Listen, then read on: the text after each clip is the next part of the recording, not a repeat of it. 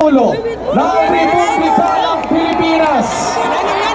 Nandito po ang ating former President and former House Speaker of the House of Representatives, Congresswoman Gloria Macapagal Arroyo. Mahal kong kabalen, kapampangan, mga kaibigan, sa ngalan ni Governor Delta Pineda, sa ngalan ni Vice Governor Nanay Baby Pineda, sa ngalan ng 4 na congressmen ng Pampanga, sa ngalan ng 20 mayor ng Pampanga, ito na po ang susunod na Pangulo ng Republika ng Pilipinas, Ferdinand Bongbong Marcos Jr.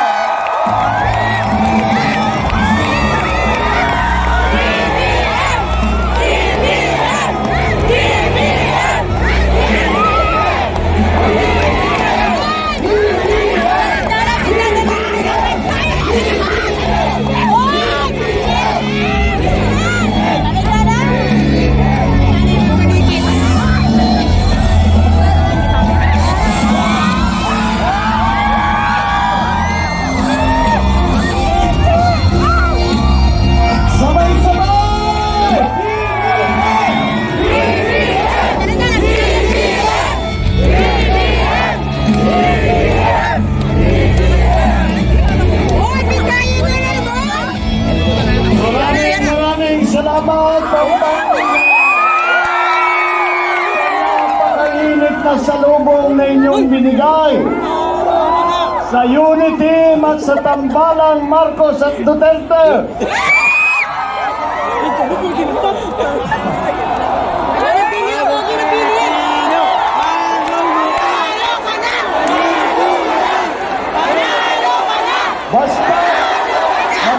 tulong, basta walang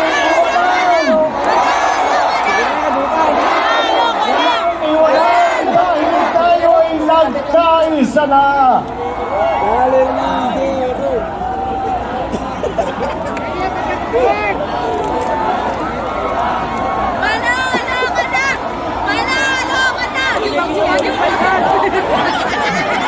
Tuloy yan. Dapat siguro walang tulugan dahil alam naman natin ang daming mga nangyayari habang tayo natutulog. Kaya magpapahanap ako ng katakot-takot na kape. Papadala ko sa inyo para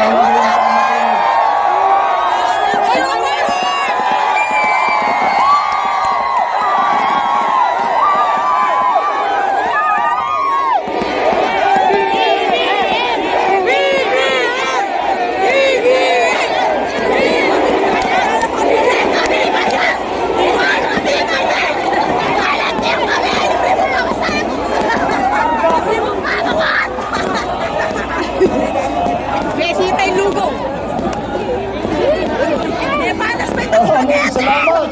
At kanina po may araw pa, tinitignan po namin, pinipicturan ng drone na napakaraming tao dito. Siyempre naman! Talaga naman. Di kami ba yan? Ang masaya. Ang ating rally dito sa Pampanga. At nung una kung pumasok, naririnig ko na yung mga dalaga na humihiyaw at nagtititili. Hoy, kay Benny! Benny! Salubong sa Sandro! atin. Sandro! Sandro! Ang boto ko kay Sandro ang puso ko.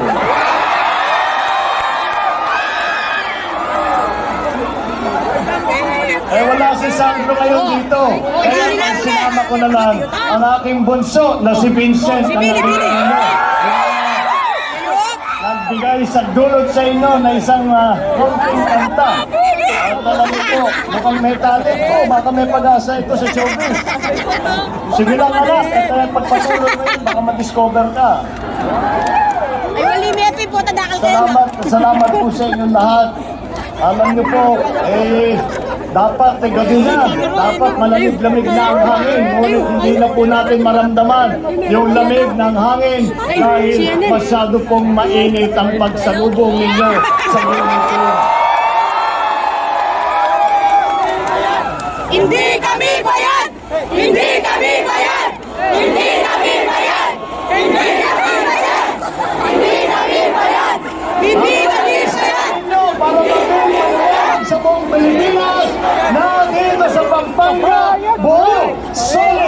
suporta sa unity.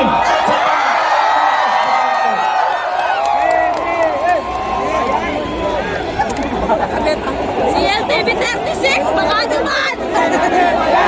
Hindi kami bayad! Hindi kami bayad! Hindi kami bayad! Hindi kami bayad! Siya! Buti ka lang, wala na bayad! Iba itong ano. Beijing naman! BBM, balita ko masarap ka daw magluto. Pwede ba akong makatikim?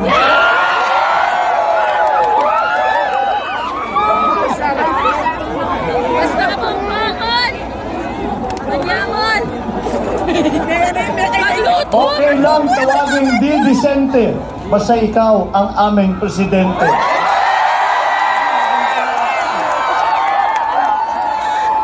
Nakakataba po naman ng puso na marinig at makita yung mga placard ninyo na talagang halatang-halata naman na kayo ang gawa-gawa ng bawat isa sa inyo. Kaya mas malaki at mas maganda at mas makabuluhan po ang inyong pagbati sa amin sa pamamagitan ng inyong ginawa na mga placard na ito. Excited na kami pumunta sa EDSA para sa victory party.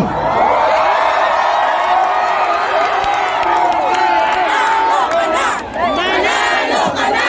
Manalo ka na! Manalo ka na! Manalo ka na!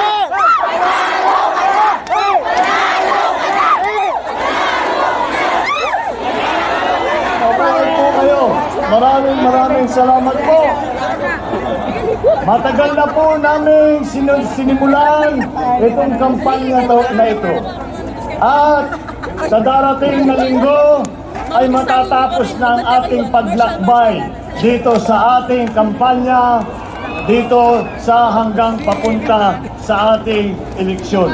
Kaya naman po ay masasabi ko at nakikita po namin. Kami po ay nagsimula mula pa noong November. At kami po ay mula nung simula ay sinisigaw na namin ang aming adhikain ng pagkakaisa. At kung gaano kahinit ang pagtanggap ninyo ng Pampanga dito po sa amin ay maraming masasabi ko po na ganyan din po ang pagtanggap ng mensahe ng pagkakaisa kung saan man kami pumunta at naunawan ng Pilipino kung gaano kahalaga ang pagkakaisa para pagandahin na natin ang buhay ng bawat Pilipino, pagandahin na natin ang Pilipinas. Ay, dala rin dyan yung putulok! Iya ba sa? Dala yung putulok! Ay, ang pang sa likod! Buto, kala ko buto! Ulit-ulit, ayo.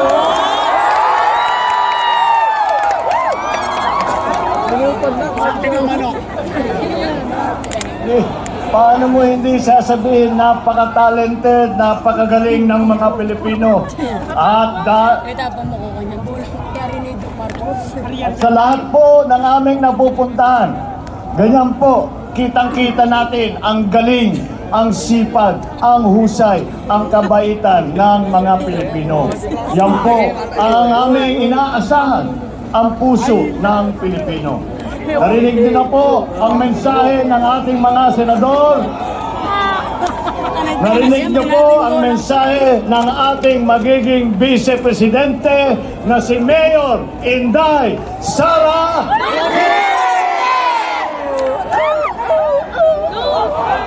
Alam niyo po, lagi kong sinasabi, ako sa lahat ng mga presidential candidate ang pinakamapalad.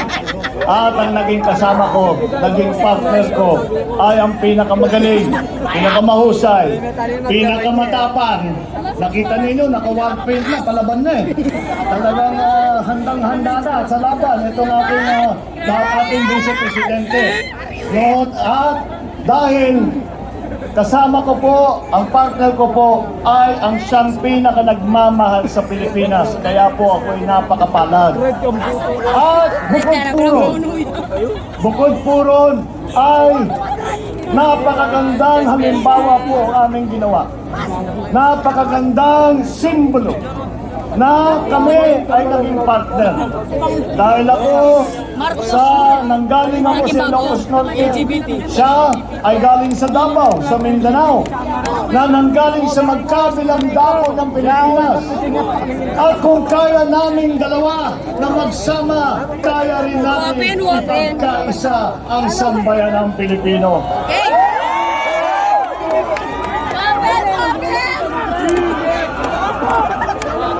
I love you, Adanya, kay Billy ang pindulo. Hashtag BBM Sara Nation. Alright! Tuso ka! Tuso ka pala ito. Ay, sana all! Sana all may tubig! Hoy, tubig! Borger, Borger.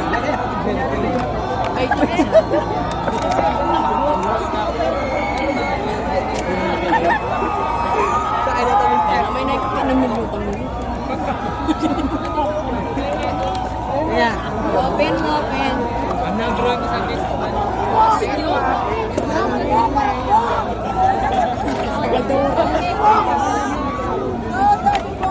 Parang walang pasok bukas ah. May mag-nasa pang lasot. Lockdown na naman. Yan naman balik. Kaya naman po, napakadali na ipagmalaki ang mga Pilipino. Dahil talaga, kahit ano pang sabihin ng kahit sino pa, ang galing masyado ng Pilipino. Kaya kapag nagkaisa ang Pilipino, makikita po natin kahit na ano po ay kaya nating harapin. Dahil marami-rami po ang hinaharap nating problema na kailangan nating tugunan sa susunod na ilang taon. Kailangan natin gawan ng paraan na ang presyo ng bilihin ay hindi masyadong nagtataas.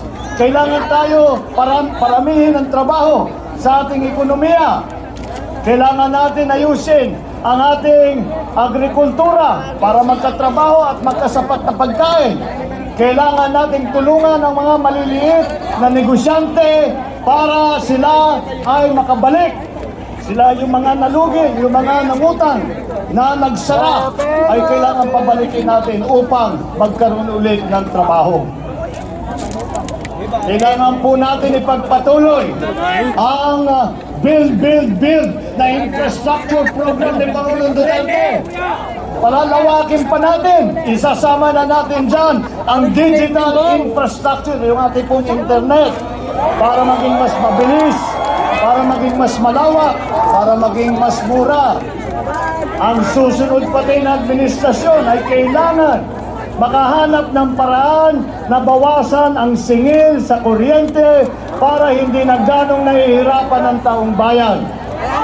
Ito po ay ilan lamang sa mga ating hinaharap na problema. At alam po natin na ang isang tao, kahit gaano kagaling, kahit gaano kasipag, at gaano kamahal ang Pilipinas, siya ay isang tao lamang.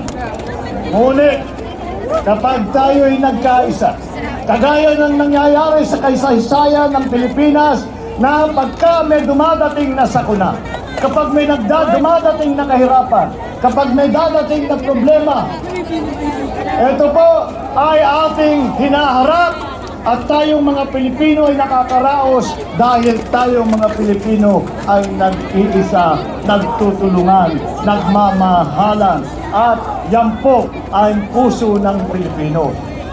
Kaya po, kapag mula nung aming sinimulan ang aming pag-ikot at pinag-uusapan natin sa ating mga kababayan, itong adhikain na pagkakaisa ay nakikita naman po natin na ito mainit po ang pagtanggap. Hindi naman po siguro tayo dapat magtaka. Dahil naman, tayo mga Pilipino ay mapagmahal. Ang mga Pilipino, tayo naman ay hindi tayo palaaway.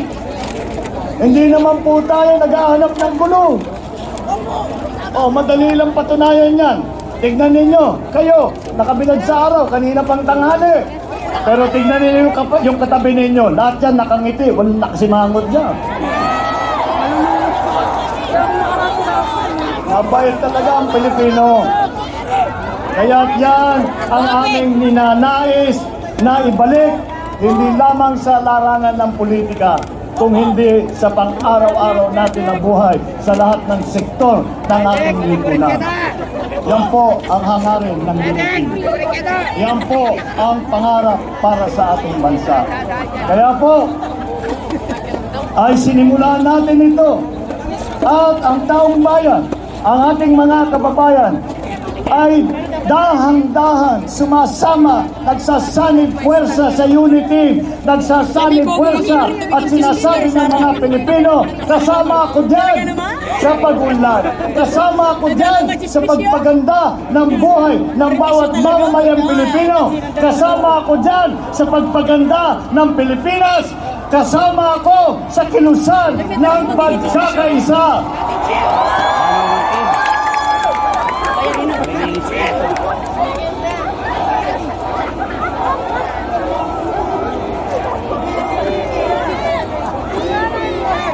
Yan po ang naging sigaw na ng ating kababayan.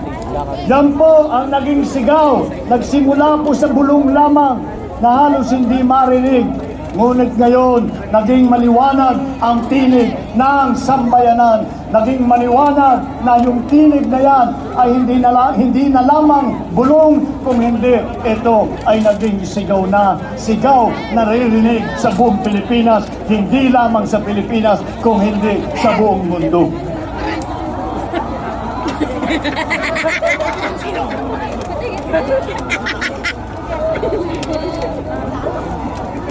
Alam naman po natin yan.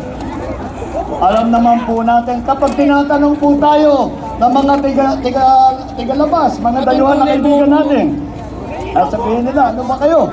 Mga Pilipino, ano bang pinagmamalaki ninyo? Eh, ka natin lagi ng mga Pilipino, ang pinakamahalagang katangian ng ugali, puso, ng kultura ng Pilipino ay ang aming malasakit at ang aming pagmamahal sa aming kapwa Pilipino. Kaya po, kapag makita po natin na dahan-dahan natin ipinagkakaisa ang Pilipinas, dahan-dahan natin nakikita na sa pagtulong-tulong natin sa isa't isa, kapag dumating ang araw na masasabi natin ulit ang mga Pilipino, Yung speaker mo, oy! ang mga Pilipino na pera naman sa bansa, kaya nang ipagaya ang kanilang mga pamilya, kaya nang ipag-aral ang kanilang mga anak, at bukod sa lahat, dahil bawat Pilipino ay magkaroon ng pag-asa na ang pag-asa ng Pilipinas, ang pag-asa na ang Pilipino ay magiging mas gumanda sa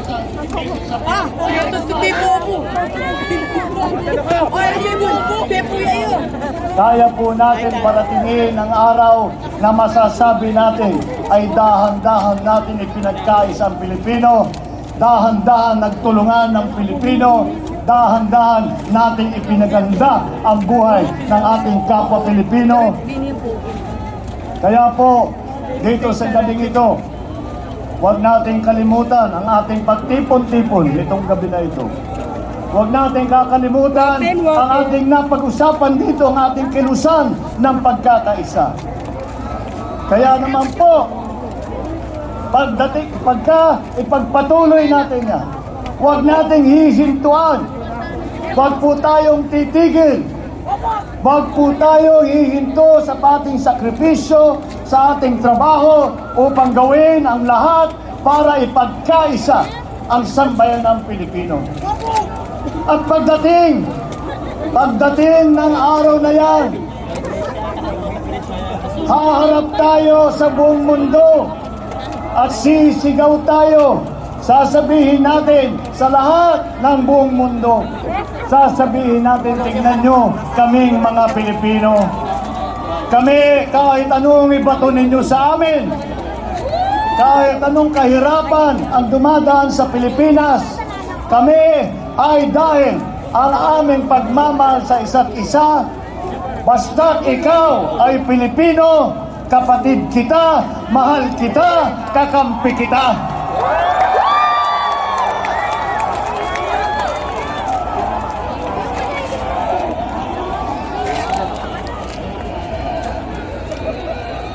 At kapag dumating ang araw na yan, nakakita na natin, masasabi na natin, ito ang araw na aming pinapangarap, nakamtan na rin natin ang ating layunin na pagkaisa ang Pilipinas. Gaganda ang Pilipinas. Gaganda ang buhay ng Pilipino.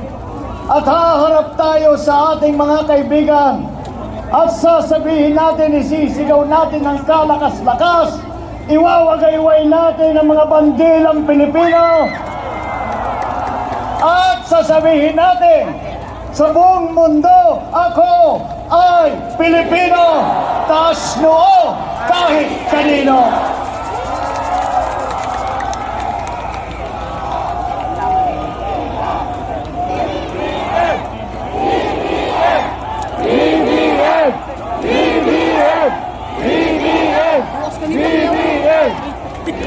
Kaya po, napakahalaga na ipagpatuloy natin na gawing lahat upang magkaisa.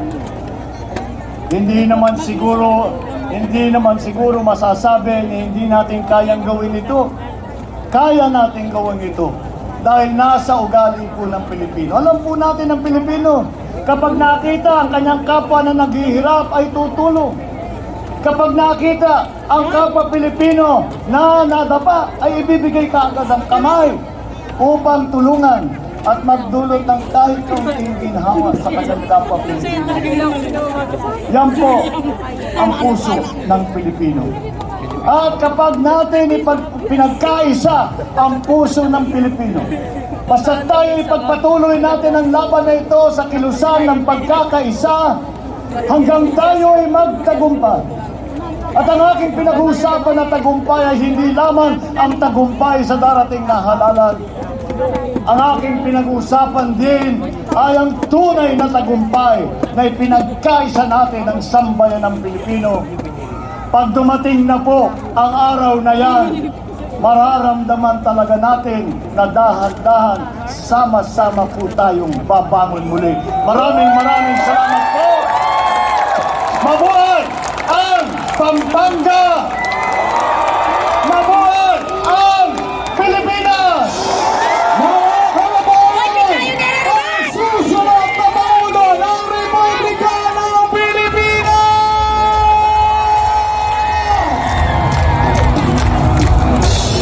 Sabay-sabay!